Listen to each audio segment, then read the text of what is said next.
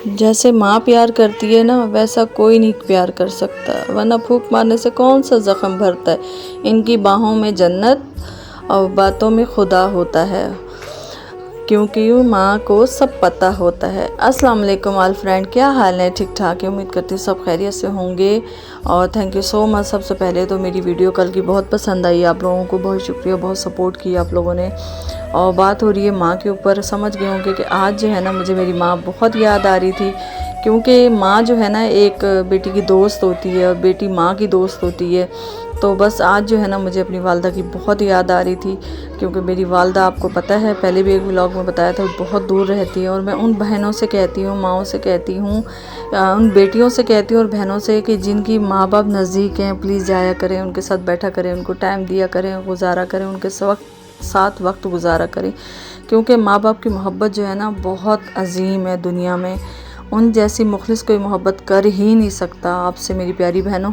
तो बस जो खुश नसीब हैं, जिनकी माएँ नज़दीक हैं, तो अपने माँ बाप को टाइम दिया करो, खिदमत किया करो। खुश नसीब वाले लोग एक हम लोग हैं जो दूर रहती हैं, अपने माँ बाप का दुख सुख भी नहीं सुन सकते।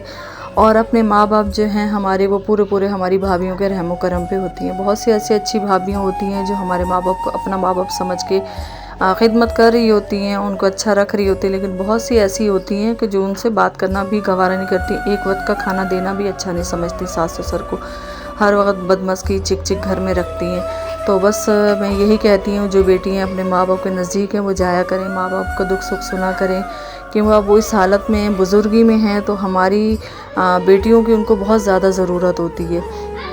इसलिए मेरी प्यारी बहनें चली जाया करें। हमारे नसीब में तो है नहीं कि हम, मेरे नसीब में, ये जो भी दूर रहती हैं, कि हम माँ बाप की खिदमत कर सकें या उनके साथ बैठ सकें। जो नज़दीक हैं, प्लीज़ आप लोग अपने वालिदैन का ज़रूर ख्याल रखा करें।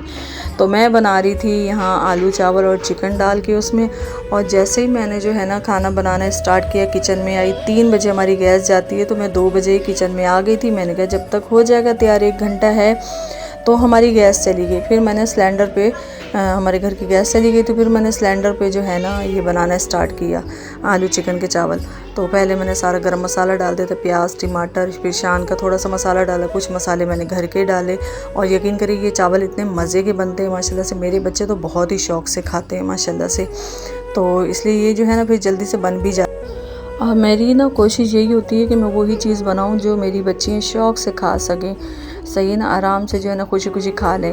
तो बस मैं अपनी बेटियों से जो कुछ मुझे बनाना होता है ना, जब भी डेली का मैं पूछती हूँ कि बेटा क्या खाना है आपने, क्योंकि एक माँ की मोहब्बत की पहले मैंने बात की है, तो हम भी माँ ही हैं। तो इसी तरह से, जिस तरह से हमारी माँ ने हमें रखा, उसी तरह से मैं अपनी बेटियों को करती हूँ कि बेटा क्या खाना है, क्या करना है। बहुत से लोग कहते हैं कि समीना तुम अपनी बेटियों से काम नहीं करवाती। मैं कहती हूँ पूरी, क्योंकि बेटियाँ जो है ना वो चूल्हा चाकी सीख ही जाती होती हैं। मैं इसलिए ज़्यादा जोर नहीं देती। मैं खाना भी पका रही थी साथ साथ और चाय भी पी रही थी, ठीक है। और इसके बाद जो है ना मैंने चिकन आलू डाल दिए थे, और उसके बाद मैंने चावल डाल के इसको जो है ना थोड़ा सा पकेगा, फिर दम पे दे दूँगी।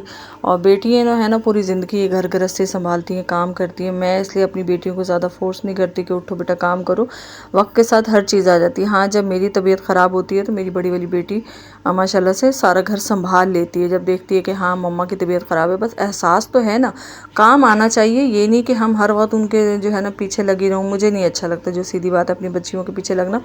मैं कहती हूँ बस पढ़ लिख जाओ, किसी काबिल बन जाओ। आप लोग पढ़ लिख के किसी काबिल बन जाएंगे तो सारा काम भी आ जाएगा। घर गृहस्थी का काम कौन सी औरत को नहीं आया आज तक, कौन सी लड़की को नहीं आया, हर लड़की को आता है काम घर का, ऐसा नहीं है कि नहीं आता।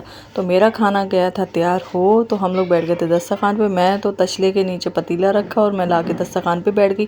अच्छा, मेरे घर का असूल ये है कि मैं दस्तरखान बिछाऊंगी तो खाना मैं ही निकाल के सबको दूंगी, और अच्छा भी लगता है। जो आपके घर का बड़ा हो आप उसी के हाथ से निकलवाएं। अगर मेरी सास होती या मेरी अम्मी होती तो वो निकालती, लेकिन मैं खुद निकाल के अपने बच्चों को, अपने शौहर को खाना देती हूँ, और ख़ुद से ये लोग निकाल के नहीं खाएंगे। दस्तरखान बिछाऊंगी, चाहे सालन हो या रोटी हो या चावल हो, तो मैं निकाल के दूंगी तो सब स्टार्ट करेंगे। तो उनके हिसाब से पूछ के फिर मैं उनको निकाल के देती हूँ। ये सब बैठी हुई है लाइन से, इंतज़ार करिए कि मम्मा निकाल के दे। तो मेरी एक दोस्त भी आई हुई थी पिंक सूट में, जो बैठी हुई है। तो मैंने उनको नहीं जाने दिया। मैंने कहा आप भी खाना खाओ हमारे साथ, मुझे अच्छा लगेगा। मेरे हाथ के चावल खाए, आलू चिकन चावल तैयार हो चुके हैं। इसके साथ मैंने सलाद भी बना ली थी, प्याज टमाटर भी। शूटिंग करते हुए पता नहीं क्यों इतनी स्लो मेरी वीडियो होगी, मुझे समझ में नहीं आया। मेरी बहुत मेहनत थी तो फिर मैंने इसलिए इसको कट नहीं किया। मैंने कहा चले फ्रेंड मेरी बात समझेंगे, कोई ना कोई मसला हो गया होगा, मुझे इतना नहीं आता मोबाइल को चलाना। तो खैर दुआ करिएगा मेरे लिए, और मेरा व्लॉग अच्छा लगा हो तो मुझे ज़रूर बताइएगा।